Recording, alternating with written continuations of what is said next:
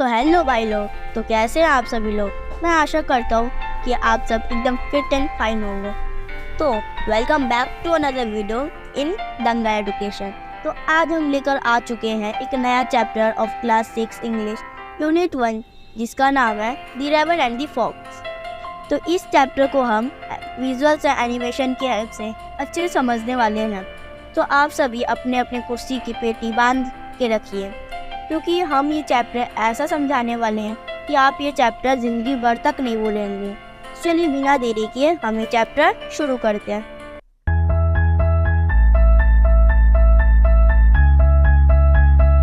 आपने कहीं ना कहीं इस स्टोरी को पढ़ा या सुना जरूर होगा।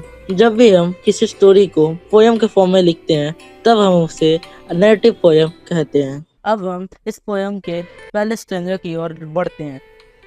Mister raven was perched upon a limb, and Rian the fox looked up at him. For the raven held in his great big beak a morsel the fox would go far to seek. इसका मतलब एक कौवा जिसका नाम Raven है वो एक tree पे बैठा हुआ है अपने चोंच में कुछ खाना लिए। तभी लोमड़ी आती है जो कि बहुत भूखी होती है एंड उसने उस कौवे को देखा और उसे उस खाने को लेने का मन हुआ। तो अब हम अपने दूसरे स्टैंजा की ओर बढ़ते हैं। Said the fox in admiring tones, "My word, Sir Raven, you are a handsome bird. Such feathers, if you would only sing, the birds of this world would call you king." इसका मतलब जो हमारा लोमड़ी होता है वह हमारे कौवे की इतनी तारीफ करता है कि वो बोलता है कि तुम्हारे पंख कितने सुंदर है और तुम कितने हैंडसम दिखते हो। और वो उससे बोलता है कि अगर तुम गाओगे तो इस जंगल के जितने भी पक्षी हैं वो तुम्हें राजा करके पुकारेंगे। बेसिकली जो हमारा फॉक्स होता है वो हमारे कौवे को मैनिपुलेट कर देता है। तो अब हम इस पोएम के तीसरे स्टैंजा की ओर बढ़ते हैं। The raven who did not see the joke forward that his voice was just a crook. He opened his beak in his fullest pride, and down fell the morsel the fox had eyed. इसका मतलब जो हमारा कौवा था Raven, उसने अपने अहंकार में आकर उसने अपना गाना शुरू कर दिया। उसने वो नहीं देखा कि उसकी आवाज़ बहुत बुरी है क्योंकि वो एक कौवा है, और जो हमारा फॉक्स है वो उसे आसानी से बुद्धू बना दिया।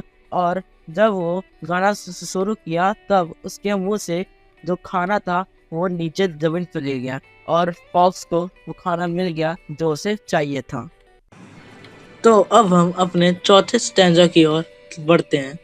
हा हा हा, love the fox and now you know, ignore sweet words that make you glow. Pride, my friend, is rather unwise. I am sure this teaching is quite a surprise. इसका मतलब लोमड़ी खाना पाने में कामयाब हो गई। लोमड़ी ने मिस्टर रेवन पर हंसते हुए कहा कि आज उसने रेवन को एक नया सबक सिखाया है, तारीफों को नज़रअंदाज करना और उन्हें अपने दिमाग और सोच पर हावी ना होने देना। उसने रेवन को समझाया कि घमंड में अहंकार कोई काम नहीं करता। ये एक तरीके से इस पोयम का मोरल भी हो गया है। तो चलिए अब हम लोग इस चैप्टर का कुछ वर्ड मीनिंग करते हैं। तो पहला वर्ड है रेवन, अ क्रो। बेसिकली इस चैप्टर में रेवन का मतलब क्रो है। पर्च्ड, टू सिट ऑन और near the edge of something, कोई भी चीज़ के कोने में जाके बैठना या उसके पास बैठने को पर्च्ड बोलते हैं। अगला वर्ड मोरसेल, अ स्मॉल पीस और अमाउंट ऑफ फूड, एक छोटा सा फूड का अमाउंट।